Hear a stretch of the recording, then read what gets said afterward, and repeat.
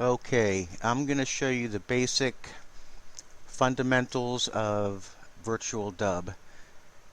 Now, the way I open up a video is like this. So I'm just going to do something from Terminator 2, and I really don't have anything planned. So it's probably going to go a little slow because you'll already know what scene you want. Right-click on this, open with, and as you can see, virtual dub is not showing up because virtual dub does not install. So you have to go to choose another app. Now in choose another app, I already have virtual dub here.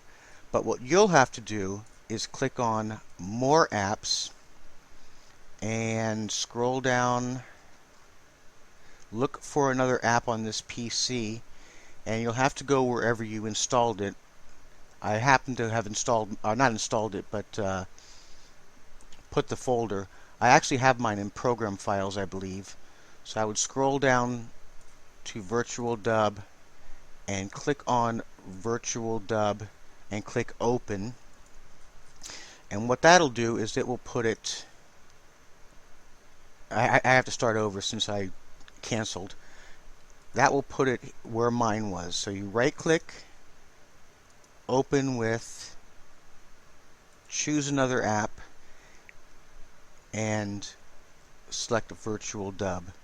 Or you can start virtual dub and go file open like a normal program, but this is how I do mine.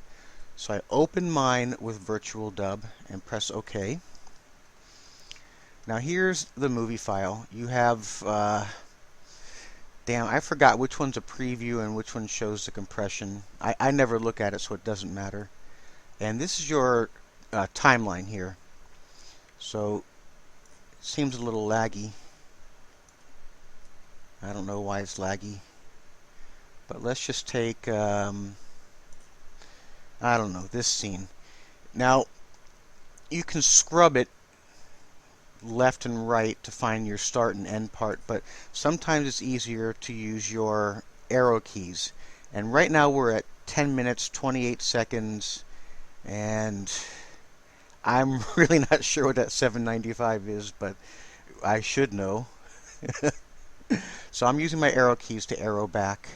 And if you hold the arrow key down, it will play at a normal speed. If you tap it, it goes one frame.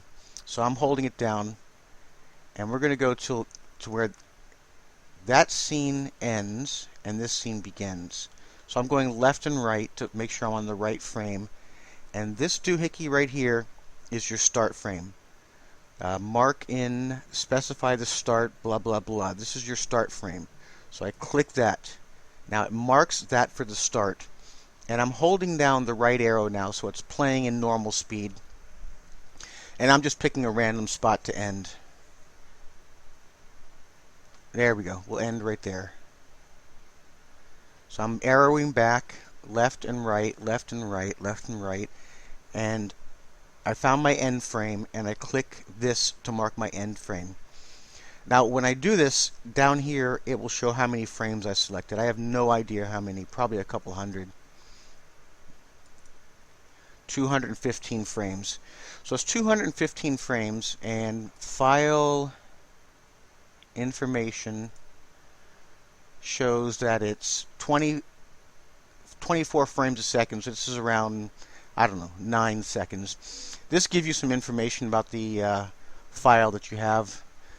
That it's a bit rate of 2100, which is pretty good. So we'll probably encode in the same amount, and it shows the video stream, the codecs used, and actually this is the total bit rate of the video and audio combined. The video bit rate is 2001, and this is 96, so I guess it just says 2100. And I click OK. So now we have, I forgot what it was, 215 frames. I completely forgot. We can go to our video and make sure it's set to full processing mode because we're going to recompress it in AVI format. Right now it's in MP4 format. Virtual dub only does AVI. So under video we have full processing mode. Under audio, you may or may not ever use this. If you don't need audio, you can click no audio. or you can go to full processing mode.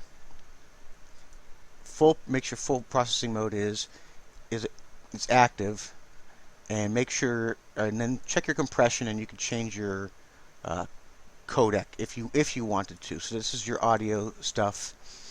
Basically, all you're going to be doing is full processing and selecting your compression. I know I'm going fast and kind of mumble jumbling, but I've never done a virtual dub tutorial before, so I'm sorry. Anyway, we're going to go back to direct stream copy. Direct stream copy will just copy the audio. It'll direct stream it. It won't convert it. If I selected full processing mode, it would reconvert it to MP3 or AAC or whatever. So we're just going to direct stream it. We actually don't even need it, so I could select no audio and it would save a little bit of file space and a little bit of processing time. So, but I never ever do that, so I'm not worried about it. So we go back to video, and video is set to full processing mode. Now we select our compression, and generally I'll use XVID. XVID it's a decent codec, but it just seems to be the most trouble-free. Gives me the least problems. So I click on XVID. You could use H.264, H.265. There may be a DivX codec. You may have other codecs in here, but I tend to use XVID. I believe H.264 is superior, but I've run into problems with it, and I've never used H.265. It's supposed to be the new hot thing, but we're just going to do XVID. So we click on XVID, and we configure. Now, here is your quality settings. You can set it to smallest file size, which is going to look like shit, largest file size, or somewhere in between. I just set mine to maximum quality because I tend to delete these files anyway. Well, sometimes I don't. I actually sometimes save them if I think I'm going to reuse the shoot. You know, the AE file with the video stuff. So just leave it at max. You can mess with this and you can find your size that you like. I just put mine at max.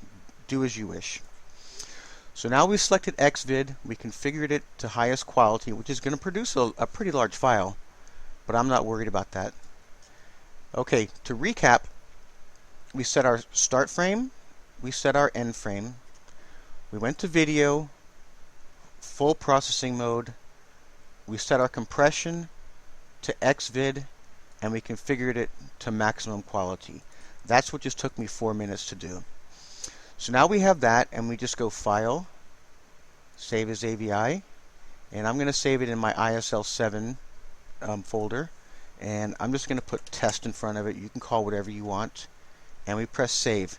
And since it's a, what did I say, 6 second, whatever it was, it should take like 10, not even that much to encode it. It'll take just a few seconds, and we press Save. And this, don't worry about that. Just pops up. There we go. This is your encoding rate. Oops, I guess you didn't even get to see that. Let me do that again. File, Save as AVI. It keeps the file name, which is pretty cool, and I press Save, and it'll give me an error message that I'm going to overwrite that file, so I say yes. Now I'm going to go really fast. This is your projected file size. This is your rendering rate, so it's rendering it almost in a 1-to-1 ratio, which is pretty slow. It was a 24 frame a second, and it was rendering it in like 27, so I don't know why it was rendering it so slow. Maybe I have some background processes running. But anyway, that's pretty much it. I go to my ISL7 folder. Here's the file, and I think you can hear that. Check it out, make sure there's no errors. And it was 9 seconds. Anyway, that's it. You're good to go.